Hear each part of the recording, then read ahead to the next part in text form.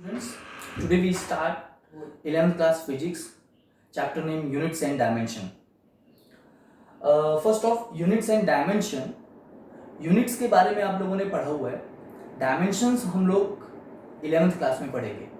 Units आप लोग जैसे 9th क्लास 10th क्लास आप लोग साइंस सब्जेक्ट के अंदर जहाँ भी यूनिट्स के बारे में पढ़ते हैं, जैसे फोर्स का यूनिट आपने बोला न्यूटन, स्पीड का यूनिट आपने बोला मीटर पर सेकेंड, तो ये सब क्या है, फिजिकल क्वांटिटीज की यूनिट्स हैं. ठीक है. यूनिट्स कितने टाइप्स के होते हैं? यूनिट्स मेनली 3 टाइप्स के होते हैं. कौन कौन से? First of fundamental units. इसका दूसरा नाम है बेस यूनिट्स. ठीक है. दूसरा आता है डिराइव्ड यूनिट्स और तीसरा है सप्लीमेंट्री यूनिट्स. ये तीनों यूनिट के बारे में हम यहाँ पर पढ़ेंगे. आपने अभी तक जो पढ़ा है वो फंडामेंटल और डिराइव के बारे में पढ़ा है. आपने ये नहीं पढ़ा कि यूनिट्स आते कैसे हैं, कैसे बनाए जाते हैं. आपने बस उसको पढ़ लिया कि भाई स्पीड का यूनिट मीटर पर सेकेंड होता है, एक्सेलरेशन का unit metre per second square होता है, फोर्स का ऐसा यूनिट न्यूटन होता है, एनर्जी का ऐसा यूनिट जूल होता है. पर वो यूनिट हम किस तरह से बनाते हैं या उस यूनिट को किस तरह से बोला जाता है, उसको डिराइव किस तरह से किया जाता है, हम उसके बारे में यहाँ पर पढ़ेंगे यूनिट्स में. क्लियर? तो हम सबसे पहले यहाँ पढ़ते हैं फंडामेंटल यूनिट्स के बारे में, फंडामेंटल यूनिट्स और बेस यूनिट्स. ठीक है. तो फंडामेंटल यूनिट्स क्या होते हैं?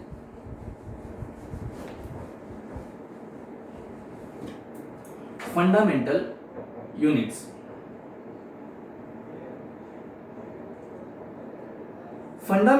होते हैं, ये ऐसे यूनिट्स होते हैं जो किसी भी फिजिकल क्वांटिटी पे डिपेंड नहीं करता है. बराबर. जैसे हम पहले बात करते हैं, ये टोटल 7 एसआई फंडामेंटल यूनिट्स होते हैं. 7 एसआई फंडामेंटल यूनिट्स कौन कौन से? फर्स्ट मास, जिसका यूनिट क्या होता है? मास का यूनिट होता है केजी. सेकंड लेंथ का यूनिट होता है मीटर. थर्ड इज टाइम का यूनिट होता है सेकंड. फोर्थ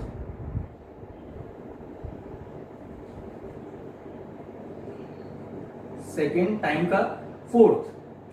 टेम्परेचर, आपने टेम्परेचर का यूनिट पढ़ा हुआ डिग्री सेल्सियस और केल्विन. हम यहां पर इसका स्टैंडर्ड एसआई यूनिट पढ़ेंगे, क्या होता है? केल्विन. फिफ्थ इलेक्ट्रिक करंट, आपने 10th क्लास में करंट के बारे में पढ़ा है, जिसका यूनिट होता है एम्पियर. 6 हम पढ़ेंगे अमाउंट ऑफ सब्सटेंस. ये आपने पढ़ा है केमिस्ट्री में, जैसे मोल्स. इसका यूनिट क्या होता है? मोल.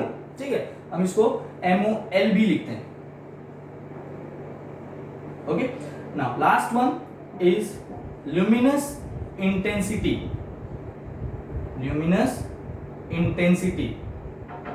इसका यूनिट होता है कैंडेला, जिसको हम CD लिखते हैं. ठीक है. तो ये 7 एसआई फंडामेंटल यूनिट्स होते हैं जो किसी पे डिपेंड नहीं करता है. किसी पे डिपेंड नहीं करने का मतलब मास का यूनिट केजी, ये किसी और क्वांटिटी पे डिपेंड नहीं है. जैसे मैं स्पीड की बात करूं, स्पीड का यूनिट क्या होता है? Metre upon second. मतलब इसके अंदर मीटर मतलब लेंथ भी आ रहा है, सेकेंड टाइम भी आ रहा है. मतलब ये 2 फिजिकल क्वांटिटी पे डिपेंड करता है. लेकिन अगर मैं ये एसआई फंडामेंटल यूनिट्स की बात करूं, तो ये एसआई फंडामेंटल यूनिट्स जो किसी भी फिजिकल क्वांटिटी के ऊपर डिपेंड नहीं करते हैं. ठीक है. ये खुद एक फिजिकल क्वांटिटी है और किसी दूसरे फिजिकल क्वांटिटी के ऊपर डिपेंड नहीं करते. ठीक है. और ये 7 टाइप्स के होते हैं. कौन कौन से? Mass, length, time, temperature, current, amount of substance and luminous intensity. और इन सब के यूनिट्स भी आपने यहाँ पे पढ़ा हुआ है. ये ल्यूमिनस इंटेंसिटी आपने शायद फर्स्ट टाइम देखा होगा, लेकिन ये हमने 10th क्लास में पढ़ा है, जब ओम्स लॉ हम लोग पढ़ते थे उसके अंदर जब बल्ब का एक एग्जांपल देते थे तो उस समय आपको समझाया जाता होगा इसके बारे में। लेकिन ठीक है, कई लोगों ने शायद नहीं भी पढ़ा हो, क्योंकि इतना डिटेल में हर एक क्लास में हर एक स्कूल में या हर एक क्लासेस में नहीं पढ़ाया जाए। तो ये 6 यूनिट्स ऐसे हैं जो आप सबको पता है, जो हम रेगुलर यूज करते हैं। ठीक है, तो ये 7 फंडामेंटल यूनिट्स याद रखने हैं। कौन कौन से, एक बार हम फिर से रिवाइज करते हैं। फर्स्ट, मास, यूनिट क्या होता है? KG. Second, length, unit metre. Third, time, unit second. Fourth, temperature, unit kelvin. Fifth, current, electric current, unit ampere. Sixth, amount of substance, unit mole. 7, luminous intensity, that is candela और सी। Understood? सो ये है आपकी fundamental units. हम अब पढ़ेंगे derived units के बारे में, बराबर। सी second type unit, derived units.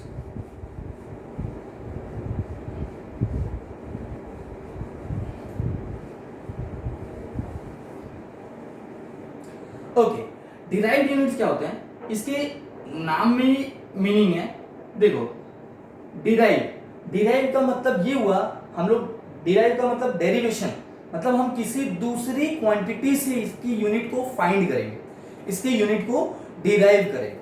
ठीक है, जैसे मेरे पास है फर्स्ट स्पीड, मतलब ये डिराइव्ड यूनिट ऐसी फिजिकल क्वांटिटी है जो किसी दूसरी फिजिकल क्वांटिटी पे डिपेंड करेगा। जैसे मैं स्पीड की बात करता हूं, स्पीड जिसका फॉर्मूला क्या होता है? Distance upon time.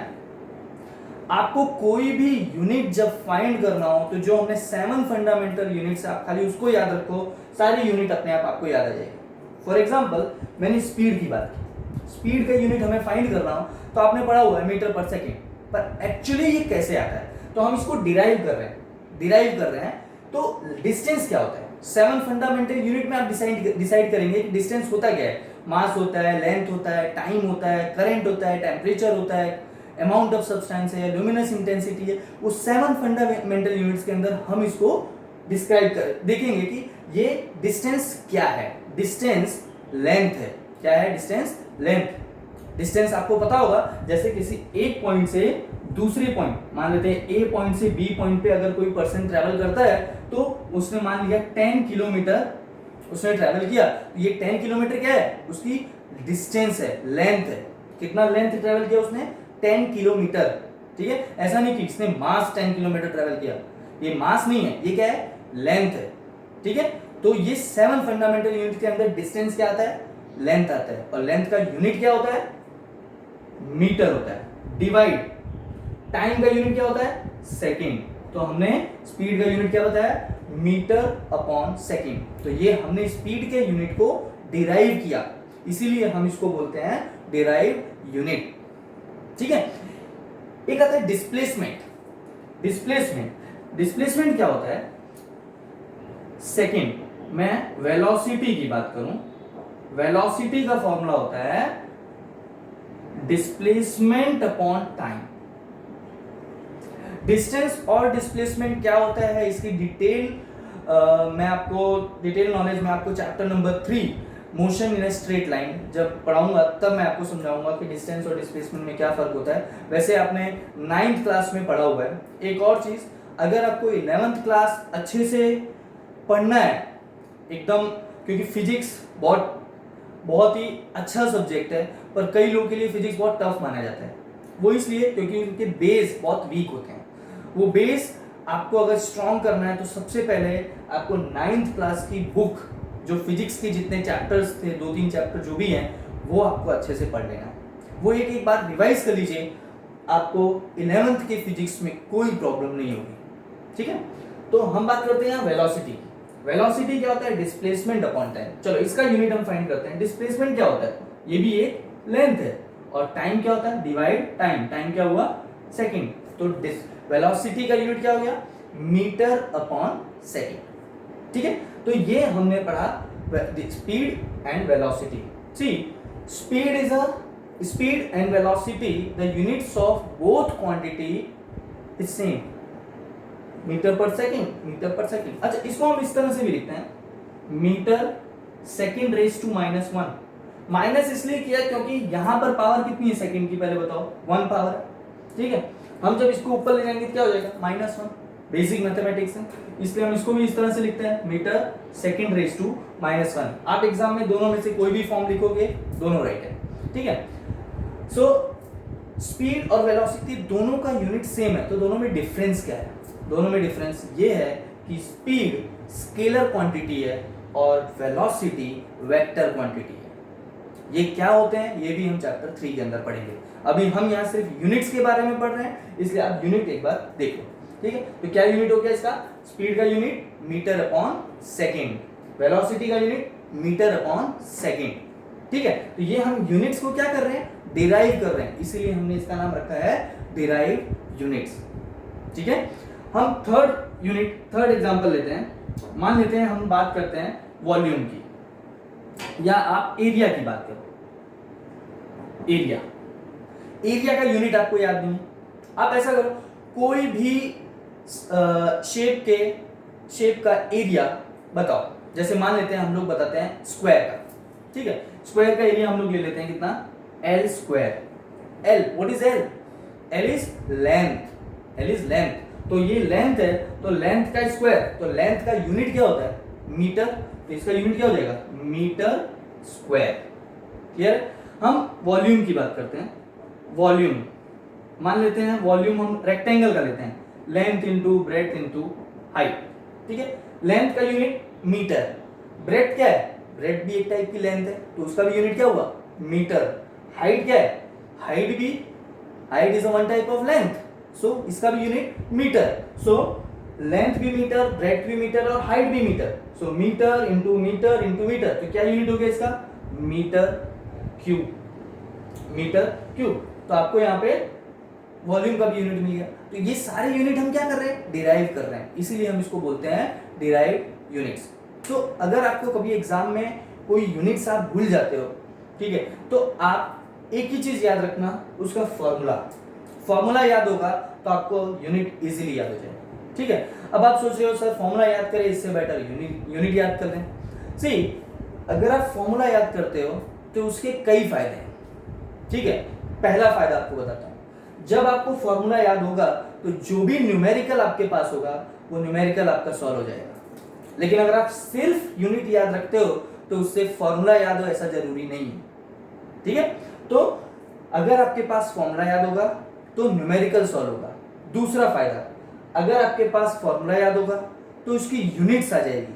तीसरा फॉर्मूला, अगर आपके पास फॉर्मूला हुआ तो यूनिट मिलेगी और उस यूनिट से हमें मिलेगा डायमेंशनल फॉर्मूला, जो हम बाद में पढ़ेंगे, इसी चैप्टर में ही हम बाद में पढ़ेंगे कि डायमेंशनल फॉर्मूला हम कैसे फाइंड करते हैं, ठीक है। सो ये आपका स्पीड, वेलोसिटी, एरिया, वॉल्यूम, इन सब का यूनिट हमने डिराइव किया, इसलिए इसका नाम रखा हमने डिराइव यूनिट्स। एक चीज और, इसका यूनिट मैं कोई बड़ी क्वांटिटी लेता हूं, मान लेते हैं हम लोग लेते हैं एक्सेलरेशन, ठीक है। एक्सेलरेशन का फॉर्मूला आपको पता होना चाहिए। ये जो चीजें मैं आपको बता रहा हूं ये सब आप लोग 9th क्लास में पहले पढ़ चुके हैं।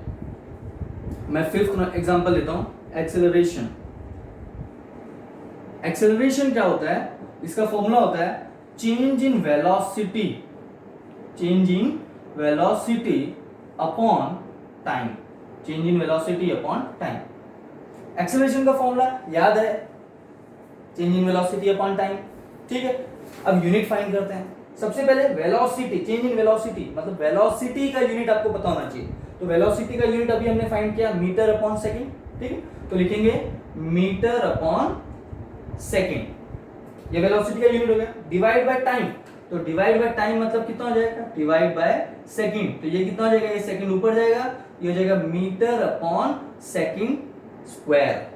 This is the unit of acceleration, that is metre per second square. Clear? एक और एग्जांपल लेते हैं। मान लेते हैं हम लोग फोर्स का लेते हैं। Force F is equal to ma, force का फॉर्मूला याद है आपको, F is equal to ma, father is equal to माँ, फादर इज इक्वल टू माँ, ठीक है, याद रखना।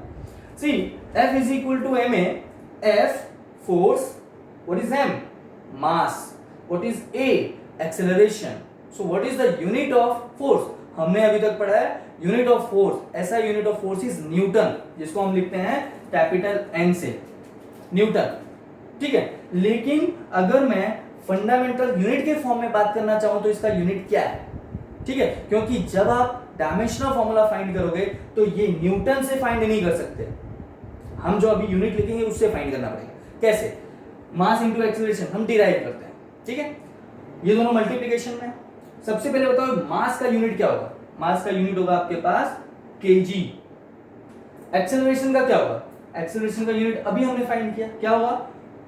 मास into acceleration, so KG into mass upon second square. ये हमने मास का यूनिट रखा और ये हमने एक्सेलरेशन, और दोनों को मल्टीप्लाई किया तो क्या यूनिट मिला आपको? KG metre upon second square. This is the unit of force. आपको डायमेंशन फॉर्मूला इससे मिलेगा, ये न्यूटन से नहीं मिलेगा, ध्यान रखना। आपको न्यूटन से ये कन्वर्जन करना पड़ेगा, इस कन्वर्जन में जाना पड़ेगा तो ही डायमेंशन फॉर्मूला आएगा, ठीक है। सो फोर्स का डायमेंशन फॉर्मूला आपको मिल गया। चलो एक और फाइंड करते हैं एनर्जी का, ठीक है। एनर्जी का फॉर्मूला क्या होगा? चलो एनर्जी का कोई भी फॉर्मूला बताओ, काइनेटिक एनर्जी, पोटेंशियल एनर्जी, कोई भी फॉर्मूला आपको याद हो। तो हम एनर्जी की बात करते हैं तो आपने काइनेटिक एनर्जी हाफ mv² लिया, मैं कोई भी फॉर्मूला ले सकता हूं। अब पोटेंशियल एनर्जी mgh ले लो तो भी यही यूनिट आएगा, ठीक है। हाफ mv² ले लो तो भी यही यूनिट आएगा। यूनिट में फाइंड करना चाहता हूं, ठीक है। तो मैंने लिया काइनेटिक एनर्जी का फॉर्मूला हाफ mv²। आपने अभी तक क्या पढ़ा है? एनर्जी का यूनिट जूल, जूल। और क्या होगा? चलो इसके फॉर्मूले से डिराइव करते हैं। हाफ, ये तो कांस्टेंट वैल्यू है, इससे कोई लेना देना नहीं है। हम बात करते हैं पहले मास की, और v क्या है आपके पास? वेलोसिटी। सो मास इनटू वेलोसिटी स्क्वायर। सो मास का यूनिट क्या होगा? केजी। वेलोसिटी का क्या होता है? ये देखिए हमने यहां वेलोसिटी का फाइंड किया, क्या आता है? Metre upon second, but velocity का स्क्वायर है, इसलिए क्या हो जाएगा? Kg metre square upon second square, मतलब इसका यूनिट हम लिखेंगे kg metre square upon second square. Understood? तो ये सारे यूनिट्स जो हम फाइंड कर रहे हैं, डिराइव कर रहे हैं, इसी को हम लोग बोलते हैं डिराइव्ड यूनिट्स, जो किसी दूसरे फिजिकल क्वांटिटी पे डिपेंड करे या किसी दूसरे फिजिकल क्वांटिटी से हम इस क्वांटिटीज का यूनिट्स फाइंड करें, इसी को हम लोग बोलते हैं डिराइव्ड यूनिट्स, ठीक है। तीसरा आता है आपके पास supplementary units, okay. Supplementary units क्या होते हैं? सप्लीमेंट्री आपने अभी तक सुना है एंगल्स में, एंगल में सप्लीमेंट्री एंगल, ये कुछ वैसा ही है।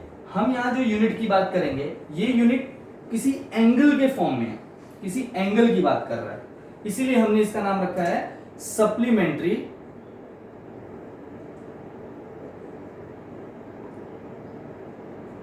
Supplementary units, okay. सो सप्लीमेंट्री यूनिट्स क्या होते हैं? एक्चुअली ये दो टाइप के होते हैं, ये हमारे पास दो टाइप के होते हैं। पहला होता है जिसको हम लोग बोलते हैं प्लेन एंगल, ठीक है, और दूसरा हम लोग सप्लीमेंट्री एंगल के जो हम बात करें उसमें हम लोग बात करते हैं प्लेन एंगल, और एक होता है आपके पास solid angle, solid angle, okay.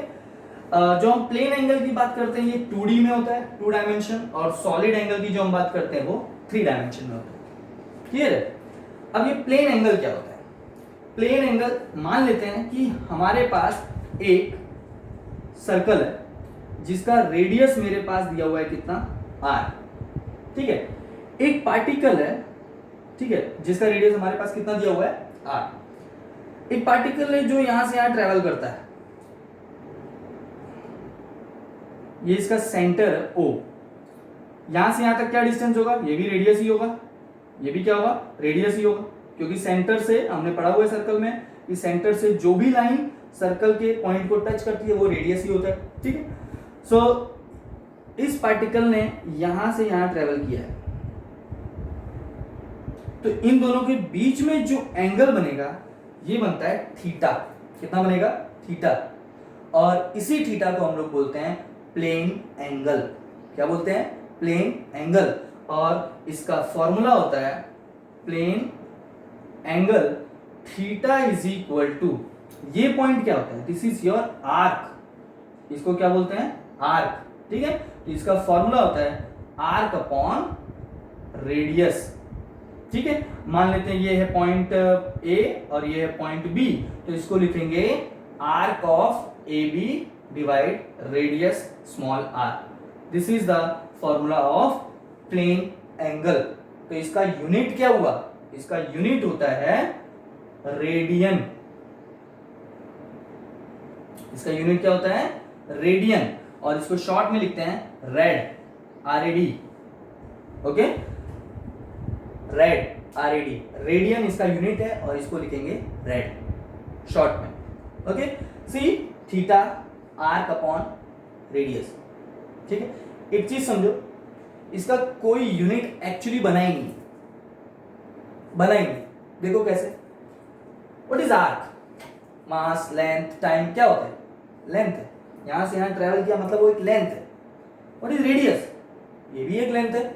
So length upon length, मान लेते हैं लेंथ इसका यूनिट मीटर, ये रेडियस इसका यूनिट मीटर, तो मीटर मीटर कैंसिल, तो क्या यूनिट मिला? No unit. ठीक है, लेकिन इसे एंगल में रिप्रेजेंट करने के लिए हमने इसका नाम रखा, unit is radian, that is RAD। ठीक है, इसका कोई डायमेंशन नहीं होता है। यूनिट तो ठीक है रेडियन है, लेकिन इसका कोई डायमेंशन नहीं है। तो ये वो 7 फंडामेंटल यूनिट्स में इसकी गिनती नहीं होती है। ठीक है, अब आता है कि 3D सॉलिड एंगल की बात करें। ओके, तो सॉलिड एंगल में क्या होता है?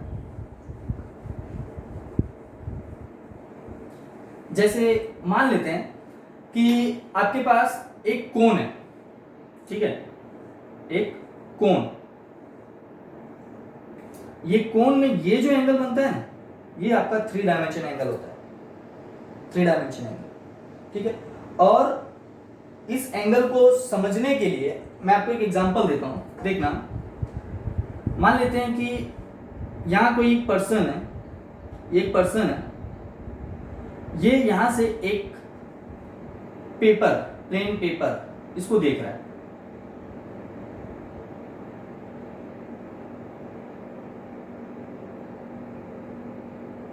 ठीक है, ये इस तरह से एक पेपर को देख रहा है।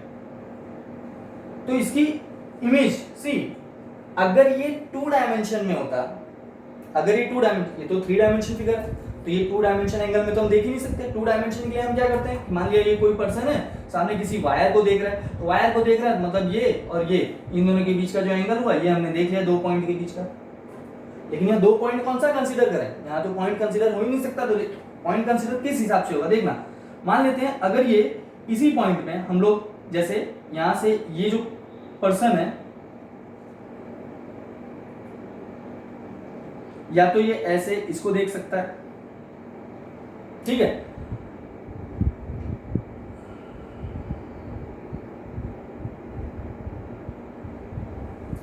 या तो ये पर्सन, अगर ये दूसरे 2 पॉइंट कंसीडर करे, ये 2 पॉइंट कंसीडर किया, ये पर्सन या तो ये 2 पॉइंट को देख सकता है, ये पर्सन या तो इसको और इसको देख सकता है, ये पर्सन या तो इसको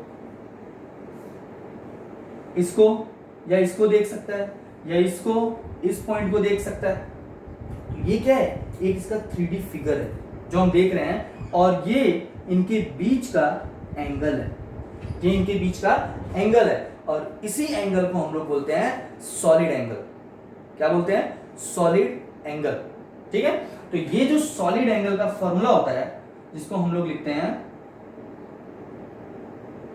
सॉलिड एंगल, जिसको हम लोग थीटा से रिप्रेजेंट करते हैं, ये किसी पॉइंट को नहीं देख पा रहा है, हमें ये पूरे सिस्टम को देखना है, इसलिए ये पूरे सरफेस का एरिया कंसीडर करना पड़ेगा। इसलिए हम इसको कंसीडर करते हैं क्या?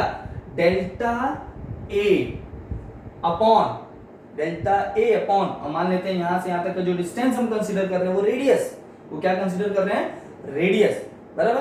तो रेडियस अगर कंसीडर करते हैं तो क्या हो जाएगा delta A upon R square, क्या होगा theta is equal to delta A, और हम सॉलिड एंगल को या थीटा या आप ओमेगा जो भी बोलना चाहो, ओमेगा या ओम, कई लोग इसको ओम भी बोलते हैं, से रिप्रेजेंट करें, ठीक है। तो ये omega that is delta A upon R square, ये भी बता सकते हैं हम लोग। तो डेल्टा ए, सी अगेन इसका कोई यूनिट नहीं, कैसे, ए एरिया, एरिया का यूनिट अभी हमने पीछे पढ़ा क्या होता है मीटर स्क्वायर, और ये क्या है रेडियस, रेडियस क्या होता है लेंथ, और यहाँ लेंथ का स्क्वायर है, तो फिर से ये मीटर स्क्वायर कैंसिल, इसका फिर से कोई डायमेंशन नहीं, लेकिन यूनिट इसका बनाया गया समझने के लिए कि भाई 3 डायमेंशन में अगर हमें एंगल मिलता है तो उसका क्या यूनिट होगा।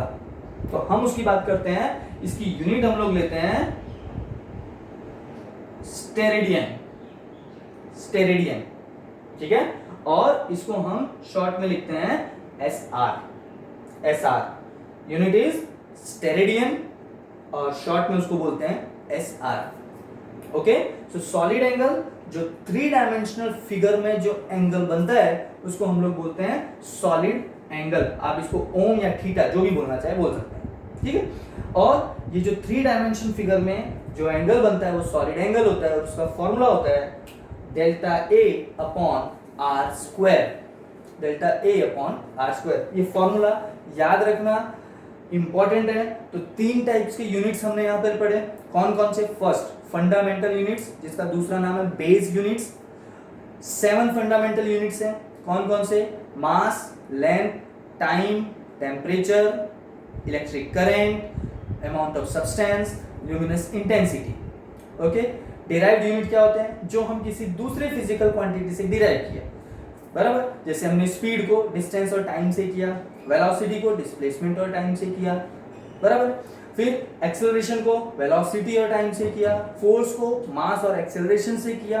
आप कोई भी यूनिट को अगर किसी फिजिकल क्वांटिटी से डिराइव करते हैं तो उस यूनिट को हम लोग बोलते हैं डिराइव्ड यूनिट्स। ओके, फिर थर्ड यूनिट आता है हमारे पास सप्लीमेंट्री यूनिट्स। सप्लीमेंट्री एंगल जो आपने पढ़ा है उसी के लिए बनाया, उसी के हिसाब से बनाया गया ये, कि अगर हम किसी एंगल के फॉर्म में बात करें यूनिट्स का तो उसका यूनिट क्या होगा। तो सप्लीमेंट्री यूनिट्स जो 2 टाइप के होते हैं, एक होता है प्लेन एंगल जो 2D में होता है, एक होता है सॉलिड एंगल जो 3D में होता है। प्लेन एंगल की बात करें तो मैंने आपको फॉर्मूला बताया theta is equal to arc upon radius, और सॉलिड एंगल की बात करूं तो थीटा इज इक्वल थीटा और omega is equal to delta A upon R square. Okay, thank you.